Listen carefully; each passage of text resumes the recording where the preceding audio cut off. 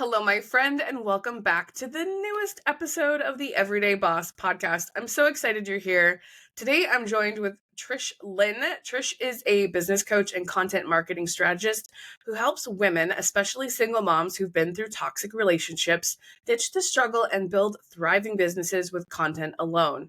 With 7 years of experience, she's mastered the art of blending strategy, mindset, and energetic alignment to help women attract high-ticket clients without cold DMs or burnout.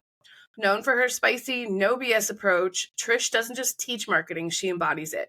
Whether it's through her signature 7-step process or her bold, attention-grabbing content, she helps women reclaim their confidence, get visible, and scale to 6 figures with ease. Welcome to the podcast, Trish. I'm so excited you're here. Thank you so much for having me. Amazing. Well, we were having a fun little conversation before we hit record. We covered a lot. Like we were talking about marketing, we were talking about AI, we were talking about like tools and bots and all kinds of things. And for both of us, those are really important tools in our business. But before we jump into like how we show up every day as business women and entrepreneurs and kick-ass humans. Yep. I'd really love to learn a little bit more about like your origin story, how you got to where you are today, and like what is lighting you up in your business right now. So, how I got to where I am today, I started my business actually 8 years ago. I got to go in and change that. As you said that, I'm like, shit.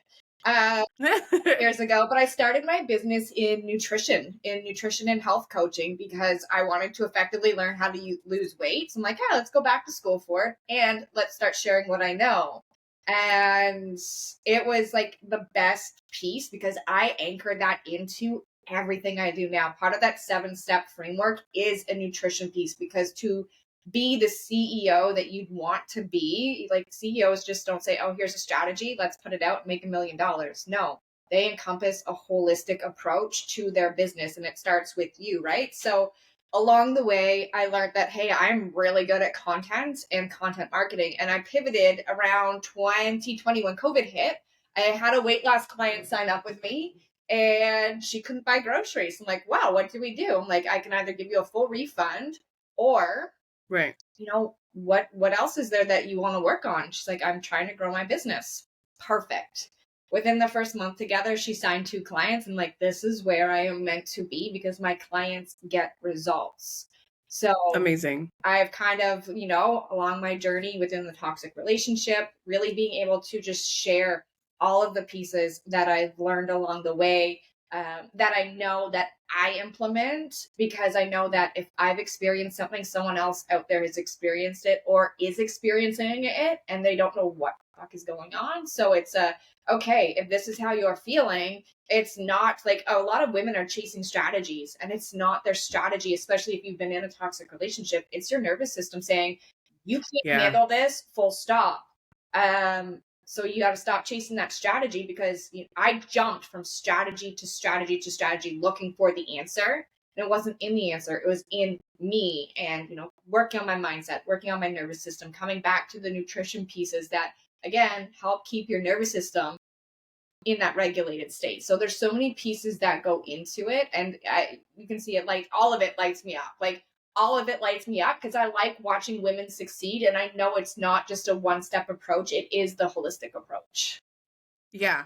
And I love what you said about like CEOs, right? Like when you think of like a CEO who's killing it, you think about like all of the things they do that aren't business, right? Like they fly places and they're going on vacations and they drive nice cars and they have help in their home and they get massages and skincare regimens and they spend money on their physical well-being because they understand that they have to show up powerfully.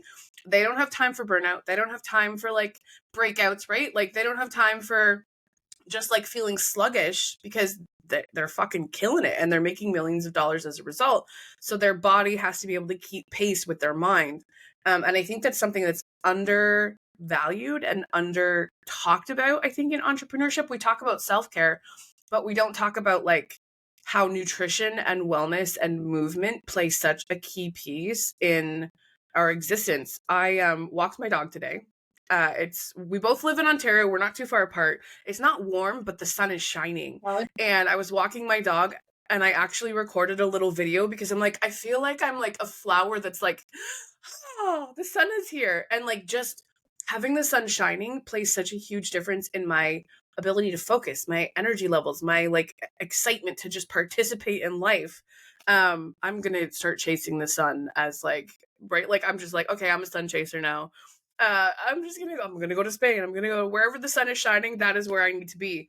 Um, but it plays such a key role in how we show up. And our body needs the sun. Like, we go through seasonal depression here because we don't get the sunlight. We don't get enough sunlight, and we need it. Now, it's snowing right now for me and like extremely windy, so there's no going outside. But I'll go stand at my back door and let the sun come in and just stand there. I'm like, I needed this. Yeah. Because we need it. Our bodies need certain things before we can show up and do the content, before we can make the decisions, before we can move forward with all of those big pieces that are associated with having a business.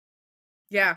Do you see correlation between like giving your body what it needs and then the confidence to go do the things? 100%. 100%. So a big piece for me is setting up my routine. And in that routine, it's a commitment. So I've made a commitment as of January. I'm not going to say the first because it was definitely not the first. But in the beginning of January, I knew I wanted to dedicate time back to my yoga practice.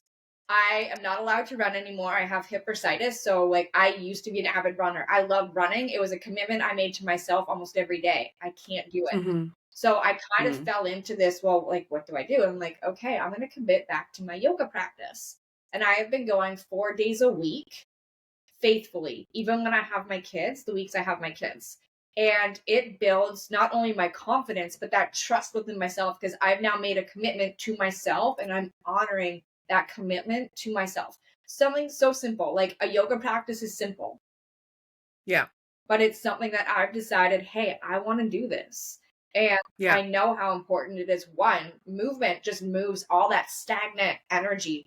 The amount of clarity that comes through for me when I'm on my yoga mat, like, it sucks because you're supposed to be present in the moment. Then you're like, oh shit, I got this idea. Oh shit, I got this idea. I can't even stop and write it down. But like the amount of clarity that comes through, and then a lot of people laugh because like as soon as class is done, I'm typing it out on my phone as quickly as I can from what I can remember because clarity comes in movement. It comes with moving that stagnant energy out of your body, but also that mind body connection. Now we're getting out of our head and into our body with the movement and with the breathing. Yeah. Helps with your nervous system regulation, right? Like, there's so many pieces that come into just moving. Yeah.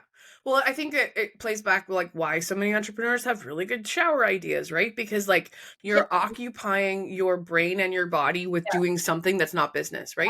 right. A lot of times when I have the conversation with friends or clients or just like business associates where they're like, "Oh, I'm so stuck. Like I feel really like my creativity stagnant or like I just can't get past like this block or whatever." I'm like, leave your desk. Go do Like something.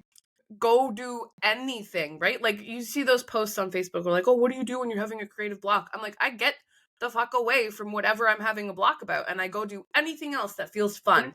Because when we're having fun, when we're moving, we're not in our heads. We're in the moment, right? We're not as the creatures we were designed to be, we are not meant to sit in front of a desk and stare at a screen of other people living their lives. We are meant to go do things and Live be our present. lives. Yeah, Yeah. When the 100%. pieces get to come through when we're out doing our own thing.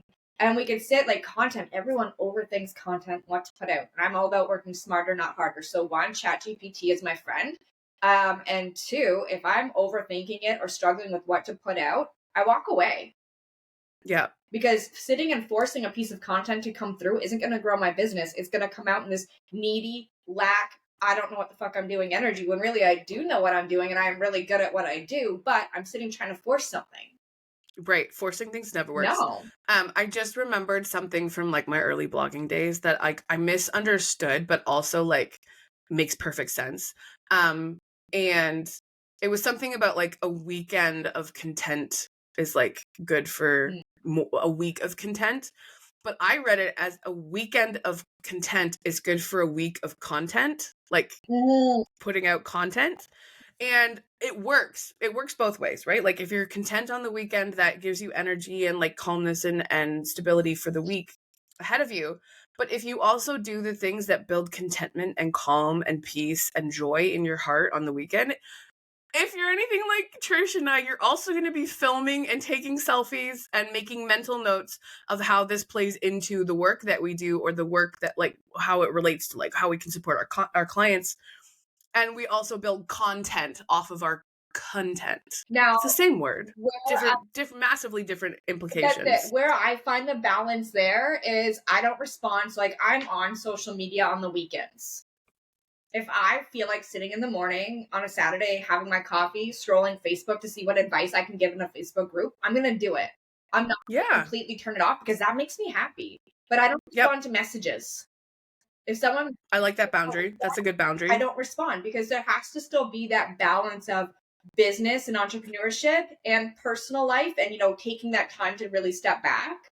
And Yeah. for me, that's one that works because I know I cannot completely. Some people are like, we have to completely shut off social media for the weekend and have a break. I'm like, I really don't, but I can draw that boundary Yeah. of where I'm showing up. And if I want to show up on Facebook, if I want to sit on Instagram for a bit, I'm going to, and I'm not going to feel guilty about it because Yeah. this is my business, this is my life, and you don't pay my bills. So Right.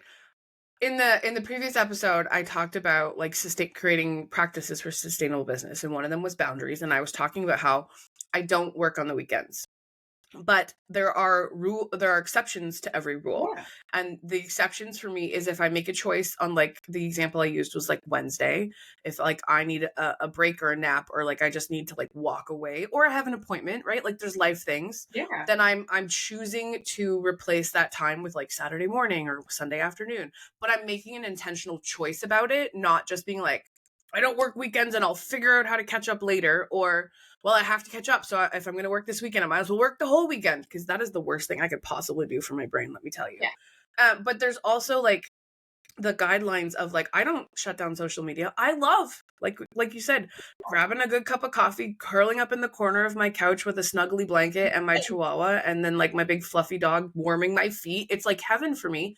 And when the sun's shining, it like hits on the right angle in the spring and the summer, and it's like this pure moment of bliss. And I'm scrolling Instagram, I'm watching reels, I'm making notes and saving ideas.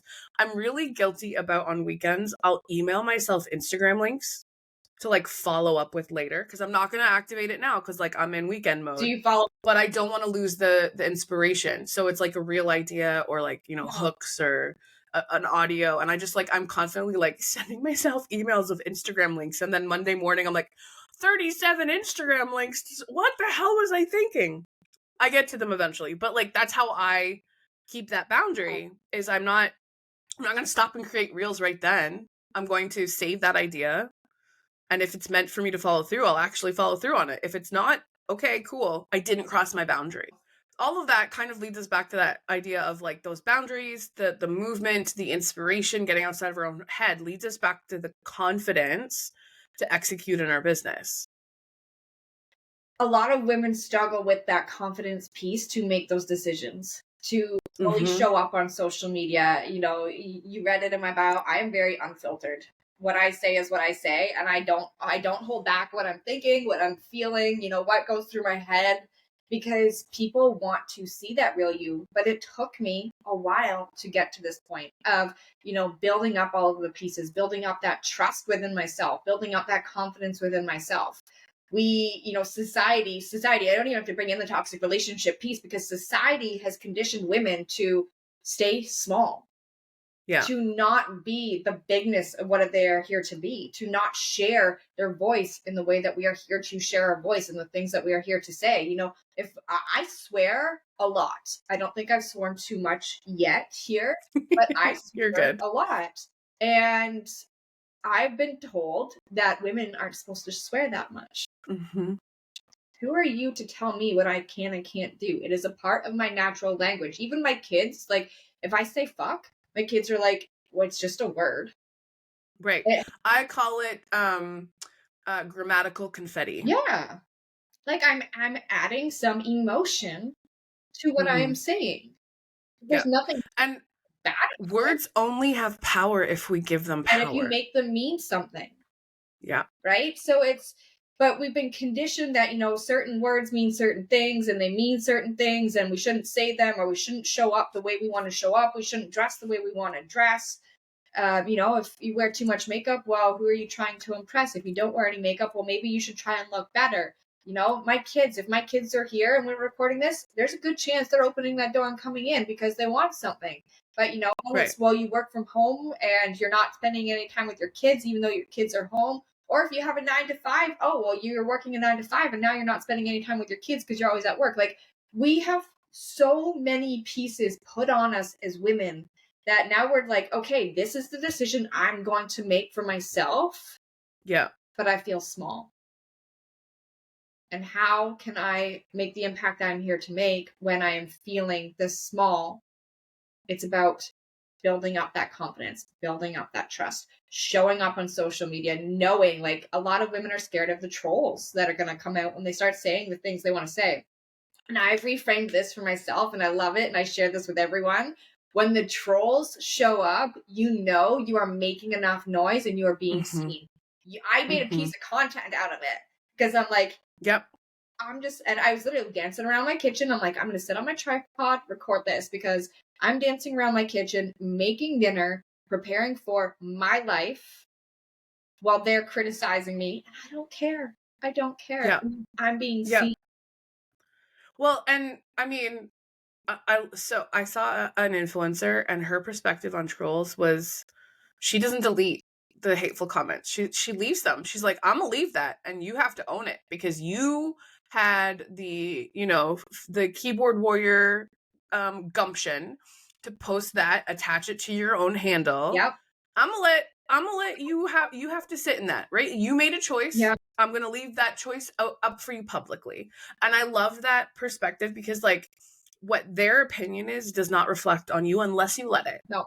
It has no impact on you unless you choose to absorb it, internalize it, let it take up space in your brain. Now, I get that an onslaught of that, right? Like, I've seen people go viral for silly things and, like, people just come out and be hateful for no goddamn reason. They just have nothing better to do with their lives. And that an onslaught of that can be really overwhelming and very, like, traumatizing for people. I'm fortunate in that, like, I've only had a few silly things ever go viral in my life. And one of them I did remove because it was, like, a controversial issue that I was not informed on. And I would have made a different decision if I had done some research. So I took it as a learning opportunity. You learn, like, to okay, I want to dive in deeper and learn more about this. Yeah. And I would not make the same choice in the future. So I did it was a blog post. I did take that blog post down. And I didn't make any statements. I didn't apologize. I just removed that piece of content because I was like, you know what? There are ramifications here. But any other piece of content that I've ever gotten hate on, or, like, trolls, or just people, like, I'm just like, what are you doing with your life? Like, what are you doing with your life that you have so much time and energy to just write stupid shit on people's... I'm just like, whatever. Yeah. I don't know. But, like, I have actively chosen not to internalize that. I reached a level of fuck it in, like, 2017 where I was like, you know what? I am so freaking awesome.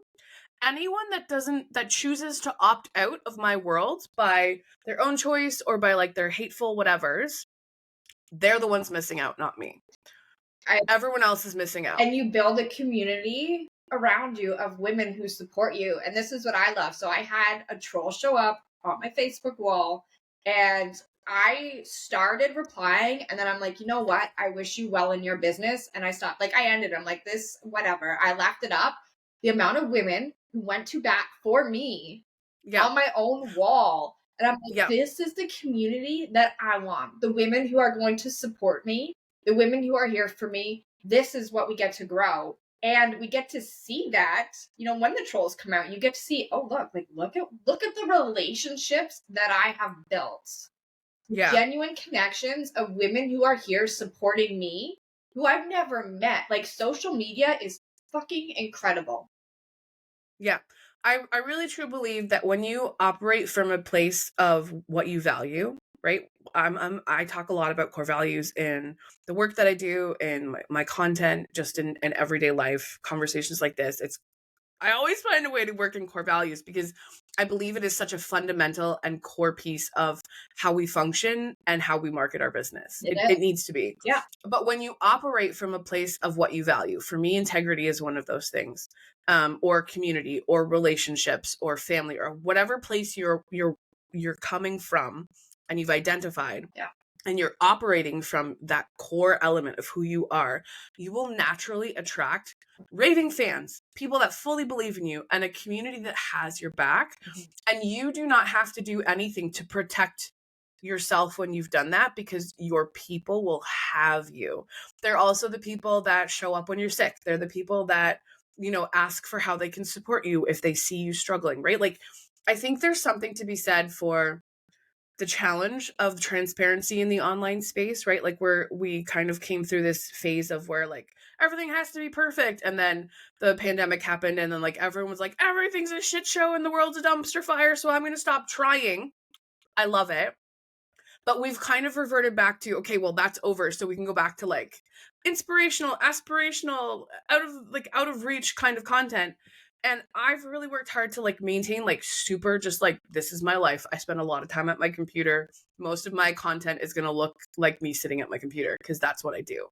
And maintaining that transparency about who I am as a human, because I'm just a person who's doing a thing, who has something to say.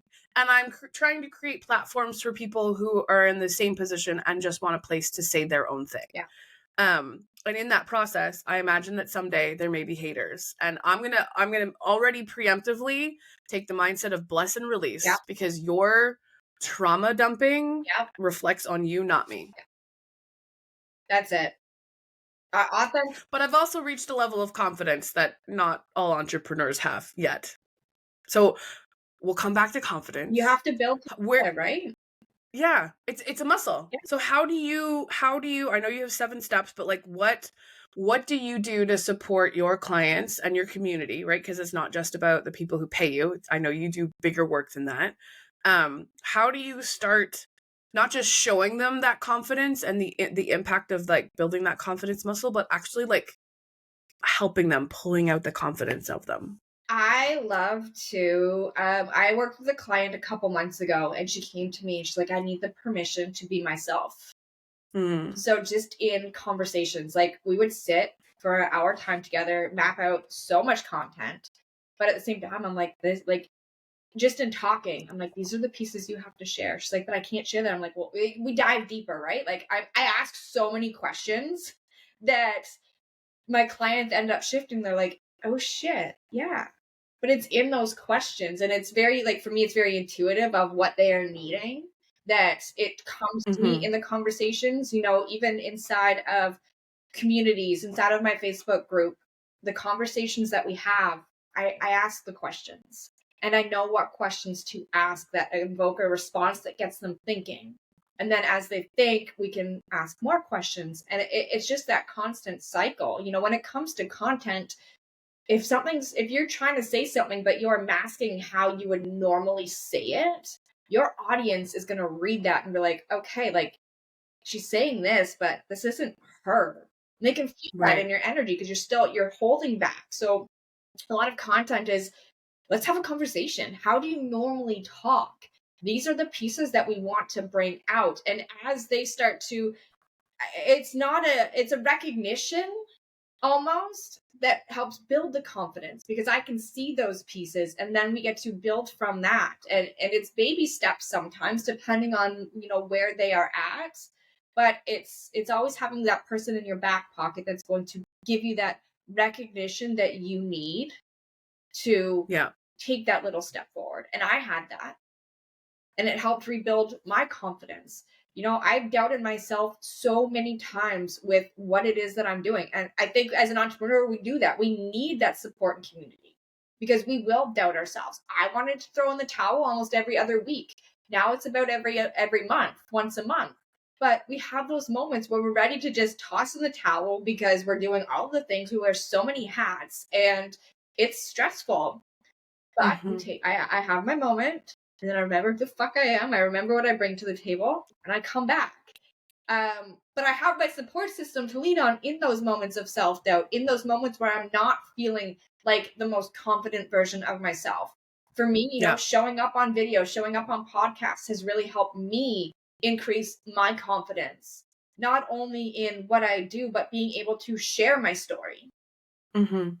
And in that, you get to build it, but it's in the little things. And the more you do it, the more you build that muscle, the more confident you get to become, the more the little shit doesn't get you down.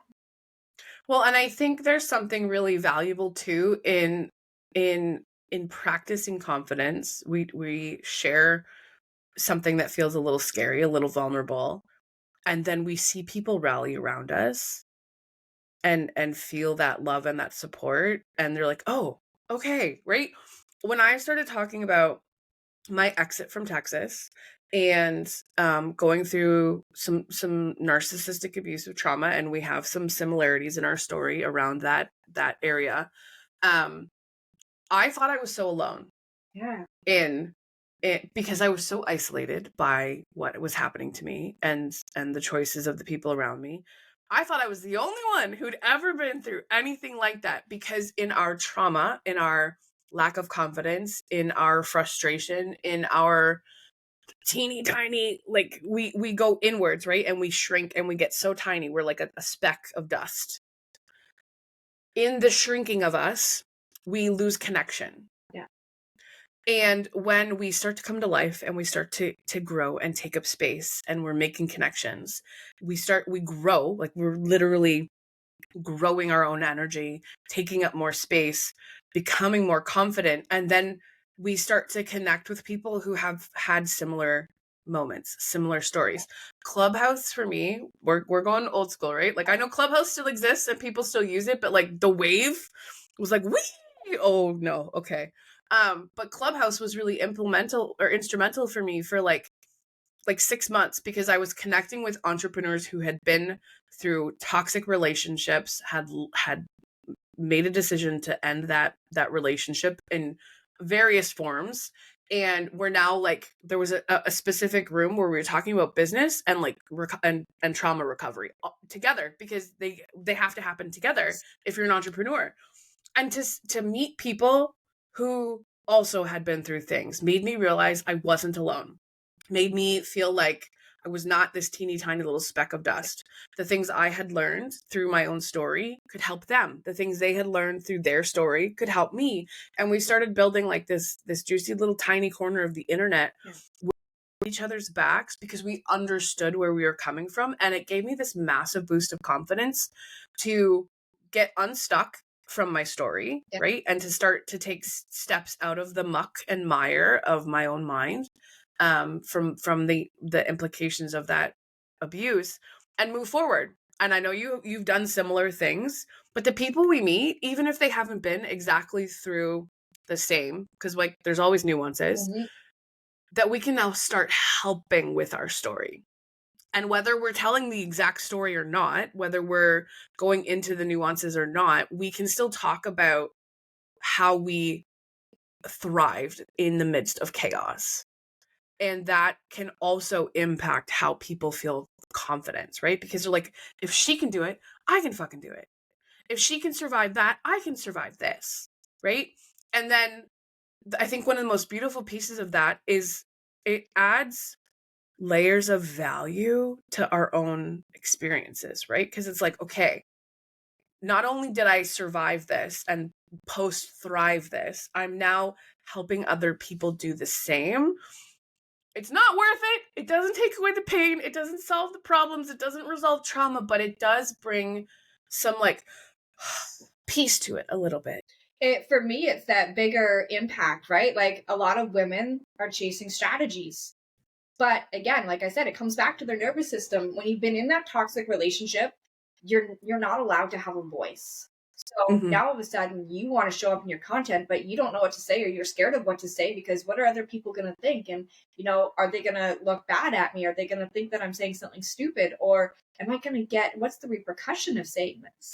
Right. Like there's so many pieces, but content has to be your voice. So how do you regain that voice? So it's learning to trust yourself again. The confidence to show up on video, depending on your situation in that toxic relationship. If you were called fat and ugly for 10 years, you're not going to have that confidence in yourself to show up on video. Yeah. Like sharing my story, I jumped on a call with someone for her podcast that she hadn't even started yet, but we had a mutual friend connect us.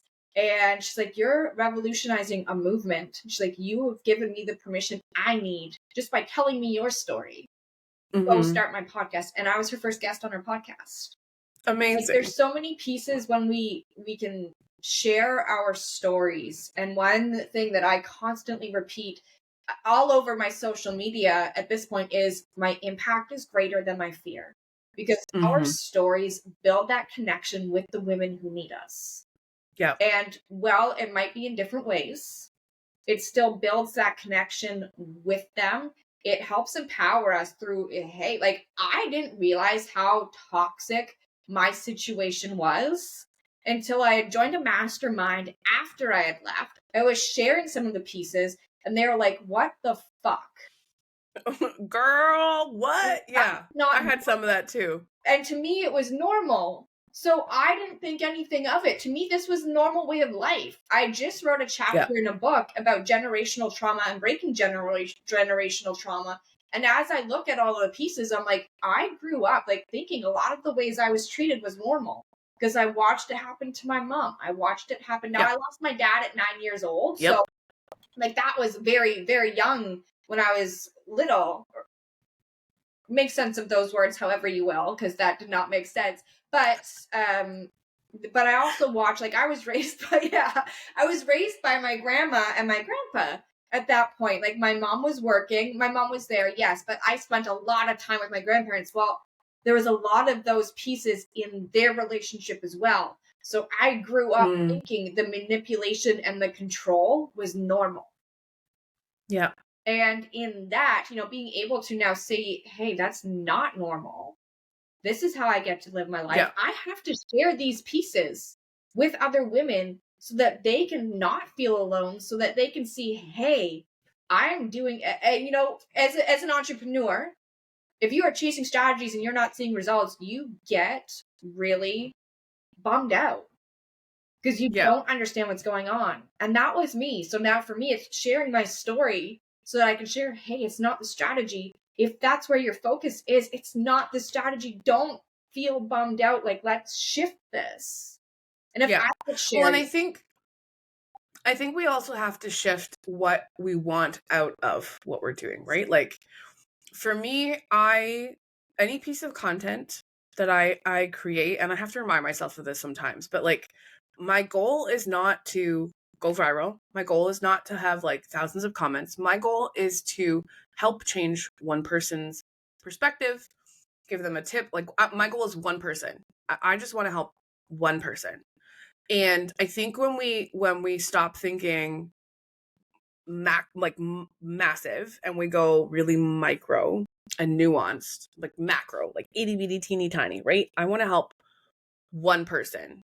There's that cliche around like, you might not change the whole world, but if you change one person, you've changed. Like those kinds of cliches, right? But it's true in that you don't know the impact you can have one person at a time. And then the ripple effects of those.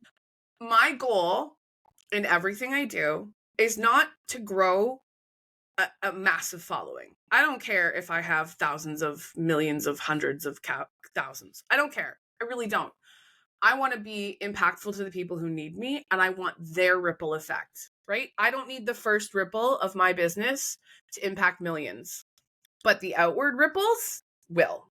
And I know that because if you can change one person's approach, one person's business strategy, one person's confidence level, one person's whatever your zone of genius is, if you can change one person at a time and you just make a goal of one person a week, that's 52 people a week or a year times, however, and then they go help one person. And we just think about one person at a time, right? 6 degrees of Kevin Bacon, okay?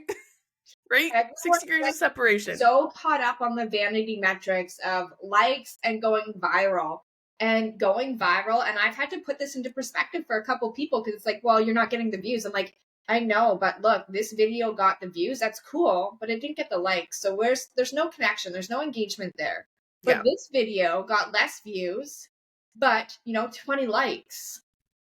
So Yeah. there are people taking time out of their fucking day to like a piece of content that I put out into the world. Yeah. It means that they felt something from it. Yeah. If you put those 20 people in a room, that's a lot of people in a room, People. right? But we judge ourselves harshly because, oh, only 20 people liked it. Yeah. Put 20 people in a room and then come at me. Yeah. And it's Yeah. being grateful for those little things, because that's how you get to create more of that and generate more of an impact. I'm the same way. A lot of people have their coaching businesses and they want to go out and help hundreds of women all at once. That's cool if that's something you're into. For me, I prefer, and I have big goals and big numbers set for myself for this year. And I prefer one on one. Well, a lot of people will say, well, you can't scale to that number with one on one coaching. Okay.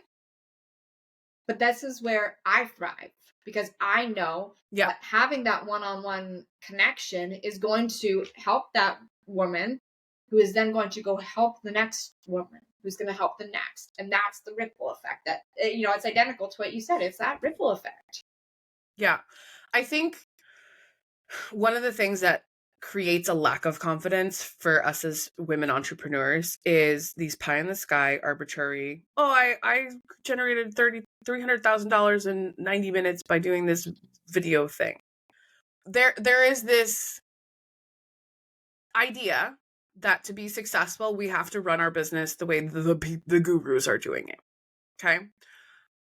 That is not how we're meant to live. We're not meant to live mimicking and idolizing and copying the people who are successful. We are meant to live on our own terms. We're meant to build businesses that fit the way we want to live our life, not trying to fit life into our business. When I point something out, yes, please. a lot of these women that, we can look up to and idolize as someone that we want to be like, and or the multimillionaires, the millionaires, they have more than one income stream. Yes. So we're sitting here trying to grow our businesses thinking, hey, let's reach millions through this alone. They are doing it. A lot of them have rental properties. Like, there are so many other pieces behind the scenes that they don't share, yet they claim they just brought in $1 million in their business. That's great. These rental properties could be through their business, and this is how they are now bringing in that extra income, not from launching. Can we also talk about the fact that, oh, I made $1 million this month? They didn't pay themselves $1 million.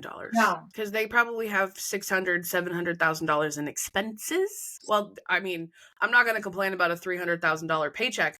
We have to look at, yay, you brought $100K of cash into your business from a launch. What did you actually put in your pocket? Because you're not paying yourself $100,000 from that. Yeah. You've got tech, you've got team members, you've got support elements. There are outside forces. You didn't make $100,000 from that launch. You profited 30, 40, maybe 50,000 if you're running your numbers right. Yeah. Right? We have to look at that and we have to ask questions. And I think there is something aspirational about being like, oh, I did this big thing. But then we also have to look at, what did you actually do for yourself? And how did you survive that launch phase? Because if you're going through like a 6-figure launch, chances are you're freaking stressed. So how much damage did you do to your liver with the whiskey bottle? Like let's have a bigger conversation about the impacts of some of these things.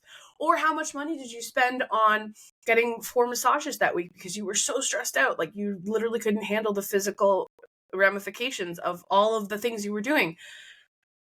We could go way down that rabbit hole. We're not going to, because we're getting close to the point where we're supposed to wrap this up. But one thing I that think stuck with me when I was still working a 9 to 5, I had a real estate agent come in and we were just talking about her business. I worked in telecommunications before I became a stay-at-home mom and then started my business. And we were having this conversation around, what in real estate, if you want to make $100,000 a year, you have to sell triple that. Yeah. You are going to put those expenses out in marketing and all of the other things to make that 100,000. Yeah. Yeah. It's And the same is true in coaching. The same is true in consulting, content, social media management agencies. You have to 3, 4, 5x your bottom line to be able just to pay yourself And a that's not decent to amount. scare, like, that's not to scare anyone. It No. is a fact of life. And, Yeah. again, as an entrepreneur, I saw this the other day with Gary Vee, and I loved it because it kind of gave me the permission to do a few things. He's like, entrepreneurs are entrepreneurs. Their mind is always doing. He's got like a million different businesses that he has his hand in. And I'm like, oh my God, I'm sitting here trying to figure out how to blend everything together when really they don't have to be blended together. Like, this is my Nope. mindset. I have the ideas. Why am I not acting on all of the ideas? Yeah. I mean, probably because you're one person with children and a life to live, and like you'd like to breathe on occasion and maybe take a nap. I Like sat, that's oh, today's Friday. I sat yesterday sitting with my dinner learning chat GPT bots. Like, yeah. that's what I love it. Like, I'm a nerd around it. So for me, that's not work. It's I get to play and learn this instead of Yeah. sitting and watching TV. And the day that work feels like work for me is the day that I will make some massive shifts in my business. I get to play and I look at everything I do as a giant experiment, and it's a And in that, again, that's building your confidence. yeah.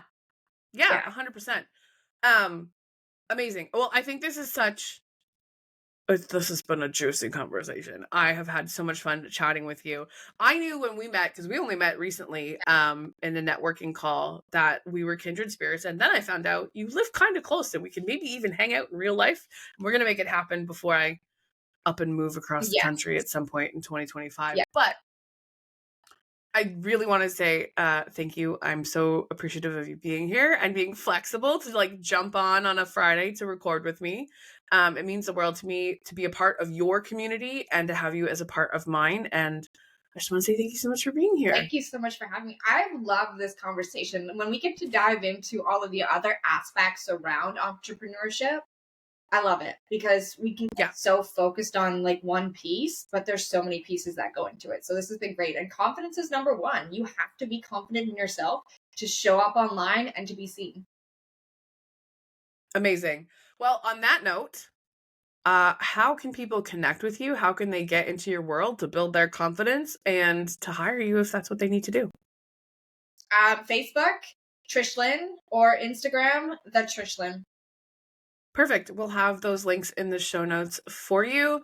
Trish, thanks so much for being here. By the way, guys, she does networking in her Facebook group. You should Yes. connect with her if you want to do some virtual networking. It's a fun space. We had some like real freaking conversation this week in your networking space, and it was really delightful. Awesome. Amazing. Thanks. Thanks everyone for listening. I appreciate you being here. You know the drill. Go like, go share, go follow, go comment, go rate us on Spotify and YouTube. We're getting really close to having our 10th episode out, so I'll be able to go on to Apple and all of the other podcasting tools very, very soon. Yay me. Okay, amazing. Thanks for being here. Now it's time. You know the drill. Go build your empire.